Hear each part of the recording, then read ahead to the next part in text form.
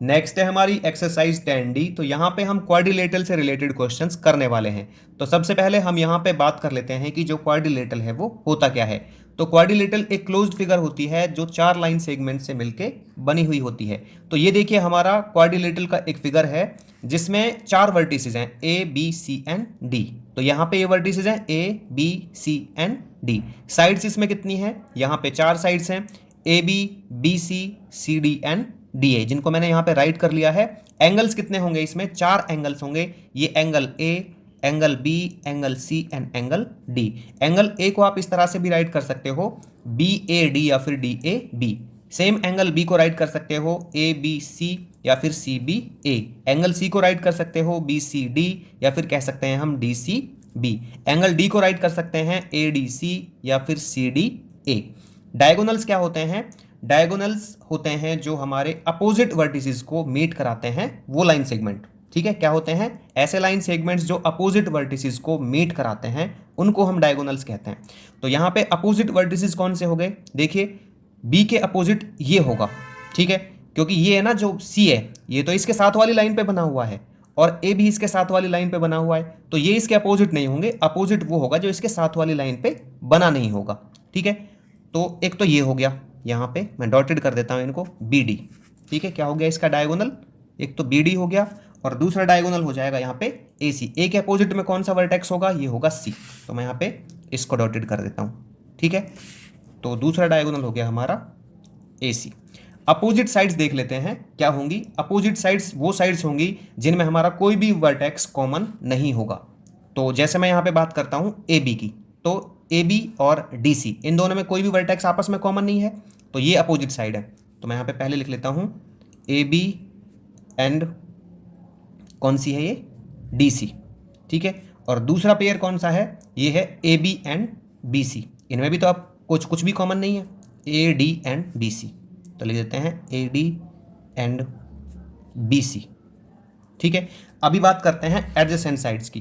तो adjacent sides कौन सी होंगी? एडजेसेंट साइड्स वो साइड्स होंगी जिनमें आपका एक वर्टेक्स कॉमन हो।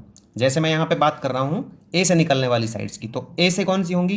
देखिए ए वर्टेक्स है इसमें, तो किस किस साइड के लिए कॉमन रहेगा? एक तो ए बी के लिए और एक ए डी के लिए। तो मैं यहाँ पे ऐसे लिख देता हूँ ए से निकलने वाली। ठीक है, तो ए बी और ए डी। ठीक है ना, ए से निकलने वाली ए बी और ए डी। फिर मैं बी से लिखता हूँ, तो बी वाली कौन सी होंगी? ठीक है, तो बी वाली होंगे यहाँ पे देखो, एक तो बी ए और बी सी। क्या होंगी? बी ए और बी सी। फिर मैं किसके लिए कर देता हूँ? सी के लिए। ठीक है, तो सी से निकलने वाली साइड्स एक तो सी बी और एक सी डी। ठीक है, तो सी बी और सी डी एडजेसेंट साइड्स हैं। फिर डी से लिख लेते हैं, तो डी से कौन सी साइड? एक तो डी सी और एक डी ए। ठीक है, तो डी सी एंड यहाँ पे D C and D A. ठीक है, तो ए बी ए डी के एडजेसेंट है, बी ए बी सी के एडजेसेंट है और सी बी सी डी के एडजेसेंट है और डी सी डी ए के एडजेसेंट है। अभी यहाँ पे हम बात करते हैं अपोजिट एंगल्स की। तो अपोजिट एंगल्स कौन से होंगे? अपोजिट एंगल्स वो एंगल्स होंगे जो सेम साइड पे नहीं बने होंगे। ठीक है, जैसे मैं यहाँ पे बात कर रहा हूँ किसकी? बी और डी की। तो देखो जैसे बी और सी है, तो बी और सी तो सेम साइड पे बने हुए हैं और बी और ए भी सेम साइड पे बने हुए हैं। तो सेम साइड पे कौन से नहीं होंगे? एक तो बी नहीं होगा, डी नहीं होगा। तो पहला पेयर तो आ गया बी डी का, तो मैं यहाँ पे लिख दूंगा angle B and angle D. ठीक है, ये आ गया। फिर दूसरा क्या हो जाएगा यहाँ पे? ए और सी। ठीक है, क्योंकि ये दोनों ए और सी जो हैं एक ही लाइन पे नहीं बने हुए हैं। ठीक है ना, एक लाइन सेगमेंट पे नहीं बने हुए हैं, तो angle A and angle C. चलिए इसमें आगे देखते हैं एडजेसेंट एंगल्स। तो एडजेसेंट एंगल्स क्या होंगे यहाँ पे? एडजेसेंट एंगल्स वो एंगल्स होंगे जो एक ही लाइन सेगमेंट पे बने हुए होंगे। जैसे मैं यहाँ पे बात करता हूँ बी सी लाइन की। किसकी? बी सी लाइन की। तो बी सी लाइन पे कौन कौन से, बी सी लाइन सेगमेंट की बात करता हूँ, तो यहाँ पे बी सी लाइन सेगमेंट पे कौन कौन से एंगल होंगे? बी और सी। तो बी और सी जो एंगल है ना वो एक दूसरे के एडजेसेंट होंगे, एंगल बी और एंगल सी। फिर मैं बात कर रहा हूँ सी डी की। ठीक है, तो सी डी पे कौन से होंगे भाई? देखो सी और डी होंगे। ठीक है ना, मतलब जो वो नाम दिया गया ना उसका वही दोनों एंगल होंगे उस पर। तो सी डी पे एंगल सी और एंगल डी होंगे। जैसे सी डी है तो सी और डी होंगे। अभी मैं बात कर रहा हूँ डी ए की, तो डी ए में क्या होगा आपके पास? एंगल डी और एंगल ए होगा, ये दोनों एडजेसेंट होंगे। फिर रह गया मेरे पास ए बी। ठीक है। तो ए बी में सीधा है angle A and angle B, ये एडजेसेंट एंगल्स होंगे, ठीक है।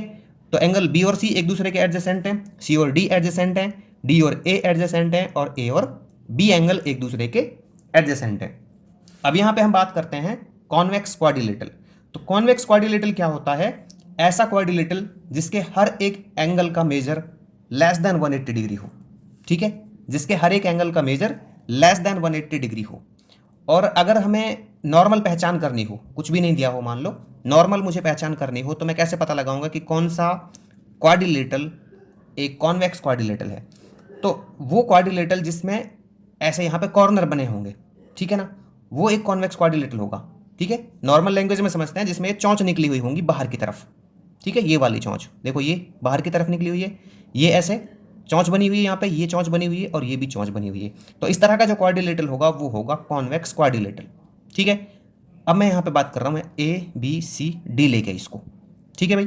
तो ये देखो, अगर मैं सी की बात कर रहा हूँ तो सी पूरा एंगल ऐसे लूंगा कुछ, तो 180 डिग्री यहाँ पे अब होगा ये, तो 180 से तो छोटा ही है। अगर मैं इसकी बात करूँ बी की, तो ये ऐसे होगा थोड़ा सा, तो ये 180 डिग्री से तो कम ही है, ठीक है ना। फिर मैं यहाँ पे बात कर रहा हूँ इसकी ए की, तो ए एंगल है ये 180 डिग्री से भी कम है।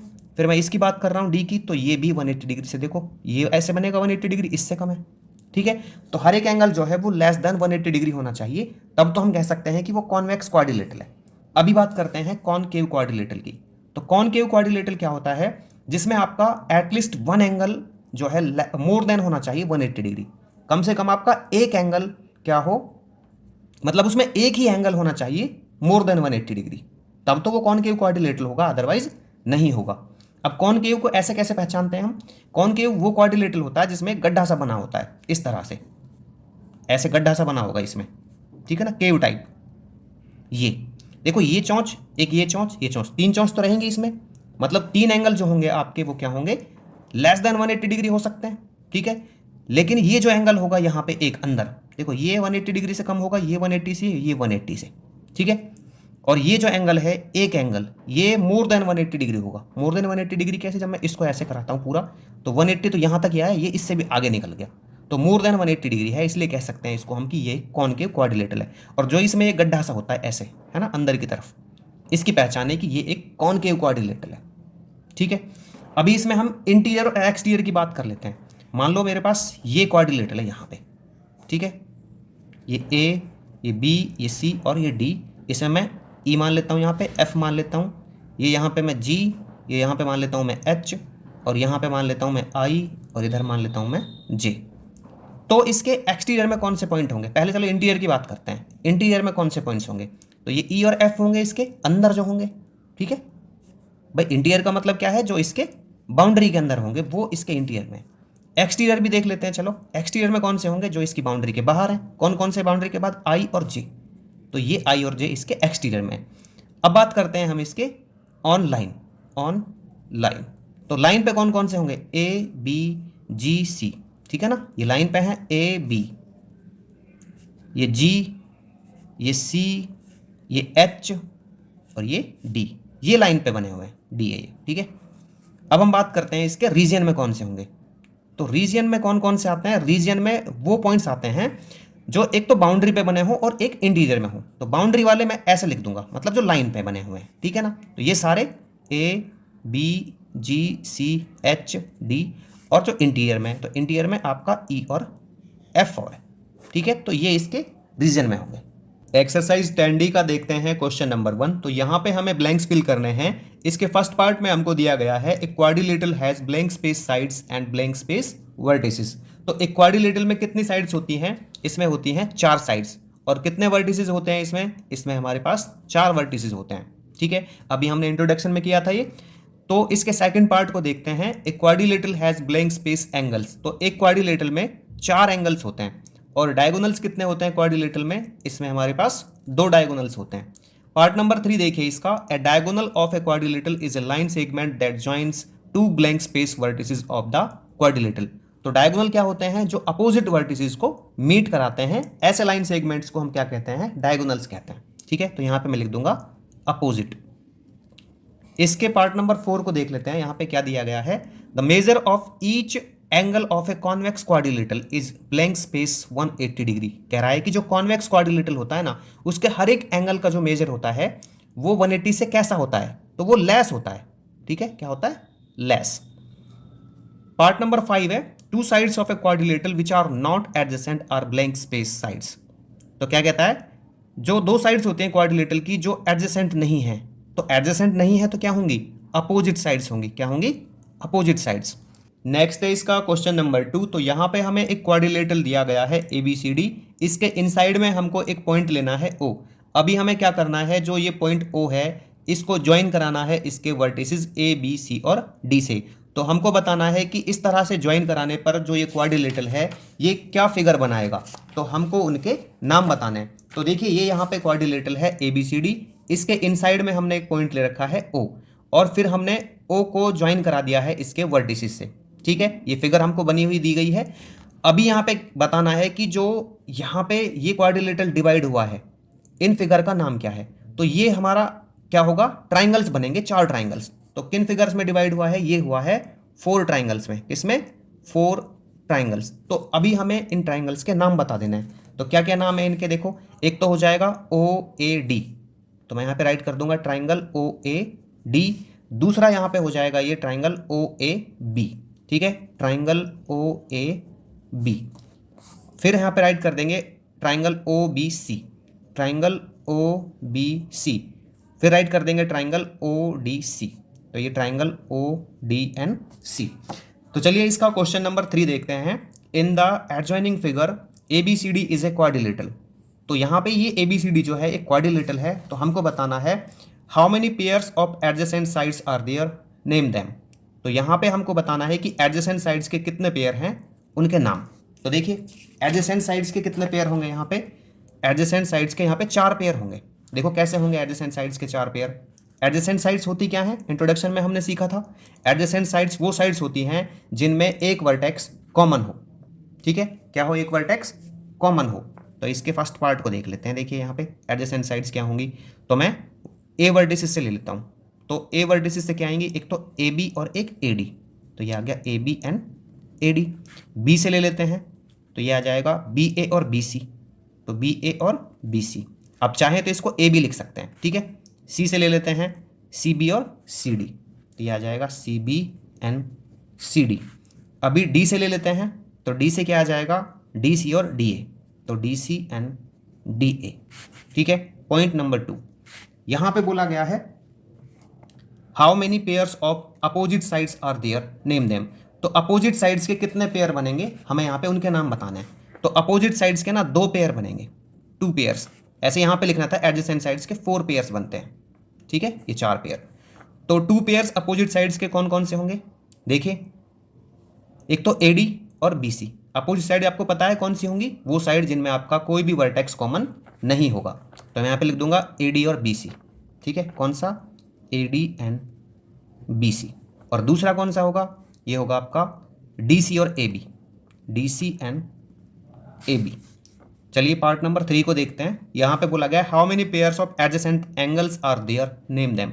तो यहाँ पे एडजेसेंट एंगल्स के कितने पेयर बनेंगे, उनके हमको नाम बताने हैं। तो एडजेसेंट एंगल्स के यहाँ पे 4 पेयर बनेंगे, मैं राइट कर देता हूँ 4 पेयर्स। चलिए नाम राइट करते हैं उनका। एडजेसेंट एंगल्स होते क्या है, पहले तो वो एंगल्स जो एक ही लाइन सेगमेंट पे बने होते हैं। ठीक है, जैसे मैं AB पे बात करता हूँ, तो AB पे कौन से होंगे, A और B। इनको लिखना बड़ा आसान है, जो लाइन सेगमेंट रहे वही उसके एंगल्स होंगे 1 by 1 वर्टिसेस के अकॉर्डिंग। ठीक है, तो A और B, तो एंगल A और एंगल B। फिर मैं BC की बात करता हूँ, तो BC पे यहाँ पे angle B and angle C। ठीक है ना, ये BC पे एंगल B और C इस पे। फिर CD पे, तो CD पे C और D, angle C and angle D। फिर DA पे, तो DA पे क्या रहेंगे, तो ये रहेंगे angle D and angle A। ठीक है, पार्ट नंबर 4 देखिए इसका। यहाँ पे बोला गया है how many pairs of opposite angles are there, name them. तो बोला गया है कि कितने पेयर अपोजिट एंगल्स के होंगे, उनके नाम बताओ। तो अपोजिट एंगल के ना यहाँ पे 2 पेयर होंगे, 2 पेयर्स। कौन कौन से होंगे अपोजिट एंगल्स के पेयर, ये होंगे AC और BD। अपोजिट एंगल्स कौन से होंगे, जो आपके एक ही लाइन सेगमेंट पे बने हुए नहीं होंगे। ठीक है, तो एक ही लाइन सेगमेंट पे कौन से नहीं होंगे, जैसे मैं यहाँ पे बात कर रहा हूँ AB पे, तो ये हो गए, AD पे ये हो गए। तो लाइन सेगमेंट पे यही नहीं होंगे, एक पे ही। तो ये आ जाएगा एंगल ए और एंगल सी और एंगल डी और एंगल बी, ठीक है। तो angle D and angle B. चलिए नेक्स्ट देखते हैं इसका क्वेश्चन नंबर 4। तो क्वेश्चन नंबर 4 में देखिए यहाँ पे क्या दिया गया है, आंसर ट्रू और फॉल्स। तो हमें ट्रू और फॉल्स बताना है यहाँ पे। तो देखिए क्या दिया गया है, no two vertices of a quadrilateral lie on the same line. ये कह रहा है कि जो क्वाड्रिलेटरल के दो वर्टिसेस होते हैं ना, वो किस पे लाई नहीं करते हैं, सेम लाइन पे लाई नहीं करते। तो ये फॉल्स आएगा, ठीक है। क्यों? क्योंकि जब मैं यहाँ पे ऐसे क्वाड्रिलेटरल बनाता हूँ एक, ठीक है, तो ये आ जाएगा A B C and D. तो यहाँ पे देखिए बी और सी दो वर्टिसेस हैं, तो ये एक ही लाइन पे लाई कर रहे हैं, ठीक है। और ये कह रहा है कि नहीं करते हैं, तो इसलिए ये हो जाएगा फॉल्स। पार्ट नंबर 2 देखिए, no 3 vertices of a quadrilateral lie on the same straight line, ठीक है। ये कह रहा है कि जो 3 वर्टिसेस होते हैं ना क्वाड्रिलेटरल के, वो सेम लाइन पे लाई नहीं करते हैं, ठीक है ना, सेम स्ट्रेट लाइन, एक स्ट्रेट लाइन पे लाई नहीं करते हैं। तो ये यहाँ पे कह रहा है कि नहीं करते, तो ये ठीक कह रहा है यहाँ पे, ट्रू। अगर मैं यहाँ पे बात करता हूँ ऐसे, ठीक है, कि मान लीजिए ये हो गया ए, ये हो गया बी और ये हो गया सी, और ये ऐसा मैं कहीं बना लेता हूँ डी। तो अगर मैं स्ट्रेट लाइन पे लेता हूँ तीन पॉइंट्स को, तो वहां से क्वाड्रिलेटरल मेरा बनेगा ही नहीं, ठीक है। इससे ट्राइंगल तो बन सकता है बट क्वाड्रिलेटरल नहीं बनेगा, ठीक है। तो ये 3 पॉइंट जो होंगे क्वाड्रिलेटरल के, वो स्ट्रेट लाइन पे नहीं हो सकते हैं, तो इसलिए ये आएगा true. All points on a quadrilateral belong to its interior. ये कह रहा है कि जो सभी पॉइंट्स होंगे क्वाड्रिलेटरल के, वो इसके इंटीरियर से बिलोंग करेंगे। तो बिल्कुल इंटीरियर से बिलोंग नहीं करेंगे, तो ये हो जाएगा फॉल्स। क्यों नहीं करेंगे? जैसे मैं यहाँ पे ले रहा हूँ इस क्वाड्रिलेटरल को, ए बी सी डी, ये क्वाड्रिलेटरल ले लिया मैंने, ठीक है। मैंने यहाँ पे ऐसे और लिख दिया ई और एफ, तो सभी पॉइंट्स इसके इंटीरियर से बिलोंग थोड़ी करेंगे। इंटीरियर से सिर्फ कौन कौन से बिलोंग करेंगे, जो इसके अंदर है, ई और F. A B C D, या फिर मैं यहाँ पे कुछ और लिख लूँ जी, ये इसके इंटीरियर से बिलोंग नहीं करेंगे। कौन कौन से नहीं करेंगे इसके इंटीरियर से belong? A B C D and G. Interior से कौन से करेंगे? सिर्फ ई और एफ इंटीरियर से बिलोंग करेंगे, जबकि इसने कहा यहाँ पे कि सभी पॉइंट इसके इंटीरियर से बिलोंग करेंगे, तो ये हो गया फॉल्स। 4th पार्ट देखते हैं इसका, the line joining any 2 points in A concave quadrilateral always lie inside the quadrilateral. ये कह रहा है कि जो लाइन ज्वाइन कराती है ना 2 पॉइंट्स को कॉनकेव क्वाड्रिलेटरल में, ठीक है, वो हमेशा क्वाड्रिलेटरल के इनसाइड में पड़ती है, ठीक है। तो ये ट्रू होगा या फिर फॉल्स होगा? तो ये देखिए ये हो जाएगा फॉल्स। ये हमेशा इनसाइड में लाई नहीं करेगी, ये कुछ केसेस में आउटसाइड में भी लाई करेगी। देखो जैसे मैं यहाँ पे एक कॉनकेव क्वाड्रिलेटरल बना देता हूँ, तो ये कॉनकेव क्वाड्रिलेटरल हो गया भाई, ठीक है। तो अब मुझे क्या करना है, यहाँ पे इन वर्टिसेस को मीट कराना, इसको और इसको। मान लो मैं लिख देता हूँ A B C and D, तो मुझे ए और सी को मीट कराना है। तो इसका जो क्वाड्रिलेटरल का रीजन है वो तो ये है इसके अंदर अंदर का, ठीक है। तो इस रीजन के बाहर से इनको मीट कराना पड़ेगा। तो ये इसने क्या कहा है कि वो इनसाइड में लाई करेगा, तो इनसाइड में लाई नहीं कर रहा है भाई, ये आउटसाइड लाई कर रहा है, तो इसलिए ये होगा फॉल्स। तो चलिए इसका 5th पार्ट और देख लेते हैं। तो 5th पार्ट में हमको क्या दिया गया है, a quadrilateral has only 2 pairs of adjacent sides. एक क्वाड्रिलेटरल में 2 पेयर्स होते हैं ओनली एडजेसेंट साइड्स के, तो ये भी हमारा फॉल्स आएगा। एडजेसेंट साइड्स के कितने पेयर होते हैं? 4 पेयर होते हैं। देखो कैसे होते हैं एडजेसेंट साइड के 4 पेयर, अभी बताया था थोड़ी देर पहले। जैसे ये आ गया मेरा ए बी सी और डी, ठीक है। तो एडजेसेंट साइड्स कौन सी होंगी? जिनका वर्टेक्स कॉमन होगा। तो ए से क्या बन जाएगा हमारा? ए से बन जाएगा ए बी और ए डी, ठीक है, A B and A D. B से बन जाएगा बी ए और बी सी, बी ए और बी सी, ठीक है। तो 1 2, सी से कुछ और बन जाएगा, डी से कुछ और बन जाएगा, तो 4 पेयर बन जाएंगे इनसे, ठीक है। क्वेश्चन नंबर 5 देखते हैं एमसीक्यूज का। Which of the following is not a pair of adjacent angles of quadrilateral ABCD. ये कह रहा है कि इसमें से कौन सा एक पेयर नहीं होगा एडजेसेंट एंगल्स का, ठीक है, एक क्वाड्रिलेटरल एबीसीडी के लिए। मान लीजिए ये वो क्वाड्रिलेटरल एबीसीडी है, ठीक है। तो एडजेसेंट एंगल्स कौन कौन से होंगे? जो सेम लाइन पे लाई करेंगे। जैसे मैं यहाँ पे कर देता हूँ ए बी, तो ए बी एडजेसेंट एंगल्स हैं। बी सी कर देता हूँ, अच्छा बी सी तो इसमें है ही नहीं कहीं, ठीक है। सी डी कर देता हूँ, तो सी डी भी होंगे। बी डी देखिए, अच्छा बी डी देखो, बी डी इस पे नहीं है, एक ही लाइन सेगमेंट पे। और जो एडजेसेंट एंगल्स होते हैं ना, वो एक ही लाइन सेगमेंट पे बने होते हैं, और ये एक ही लाइन सेगमेंट पे नहीं है। जैसे डी ए को देखता हूँ, तो डी ए एक ही लाइन सेगमेंट पे बने हुए हैं, ठीक है। तो यहाँ पे बी डी को जब देखते हैं, तो ये एडजेसेंट एंगल्स के पेयर नहीं है, तो इसका ऑप्शन सी करेक्ट होगा। क्वेश्चन नंबर 6 देखिए, in a quadrilateral P Q R S the part P R is non edge. Quadrilateral P Q R S में जो पी आर है इसको किस नाम से जाना जाएगा, इसको जाना जाएगा डायगोनल के नाम से। ऑप्शन सी करेक्ट होगा इसका, क्योंकि डायगोनल क्या होता है, जो अपोजिट वर्टिसेस को मीट कराए, ऐसा लाइन सेगमेंट को हम क्या कहेंगे, डायगोनल कहेंगे। और ये इसके अपोजिट वर्टिसेस तो हैं पी और आर। अगर मैं पी एस को लेता तो ये यहाँ पे एक ही लाइन पे बने हुए हैं, पी क्यू को लेता ये भी एक लाइन पे बने हुए हैं, लेकिन पी और आर एक ही लाइन पे नहीं बने हुए हैं, ठीक है ना, लाइन सेगमेंट पे। Question number 7, a quadrilateral has blank space, 2 diagonals 3 angles. 3 angle से ज़्यादा होते हैं, 4 एंगल होते हैं, 4 डायगोनल्स होते ही नहीं है। 2 diagonals and 4 angles and 4 diagonals 4 sides, तो 4 डायगोनल नहीं होते, तो इसका ऑप्शन सी करेक्ट होगा। एक क्वाड्रिलेटरल में 2 डायगोनल और 4 एंगल होते हैं।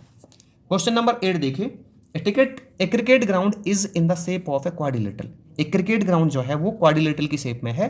यहाँ पे एक बैट्समैन 4 हिट करता है, then the ball has to touch a point, और जो बॉल है उसको एक पॉइंट से टच करना है। मान लीजिए ये क्रिकेट ग्राउंड है, ठीक है, ऐसे ये क्रिकेट ग्राउंड है जो इसने क्वाड्रिलेटरल शेप में बनाया हुआ है। ये मान लीजिए ए बी सी डी, ऐसे ई, यहाँ पे एफ, और ये जी और ये एच, ये इसकी बाउंड्रीज हैं इस तरह से, ठीक है। तो क्या कह रहा है, then ball has to touch a point, तो बॉल को एक पॉइंट को टच करना होगा, तो वो पॉइंट कहाँ पे होगा, in the exterior of the quadrilateral. क्या वो उसके एक्सटीरियर में होगा क्वाड्रिलेटरल के, ऑन द क्वाड्रिलेटरल होगा, in the interior of the quadrilateral होगा, नन ऑफ दीज। तो देखिए इंटीरियर में तो होगा नहीं, यहाँ पे कहीं मान लो बॉल रह जाती है, बैट्समैन यहाँ पे खेल रहा है, इधर ऐसे बॉल रह जाती है, तो ये चौक 4 थोड़ी होगा, चौका थोड़ी होगा, यहाँ पे रह जाती है, यहाँ पे भी नहीं होगा, यहाँ पे भी नहीं होगा, ठीक है। कह रहा है exterior of the quadrilateral, exterior में कोई पॉइंट करेगा, इसको कहेंगे, या फिर ऑन द क्वाड्रिलेटरल, तो ऑन द क्वाड्रिलेटरल को कहेंगे, क्योंकि अगर बॉल यहाँ से मारेगा और इधर भी टच कर गई तो भी क्या होगा, 4 होगा, ठीक है। तो कहेंगे ऑन द क्वाड्रिलेटरल, तो इसका ऑप्शन बी करेक्ट होगा क्वेश्चन नंबर 8 का।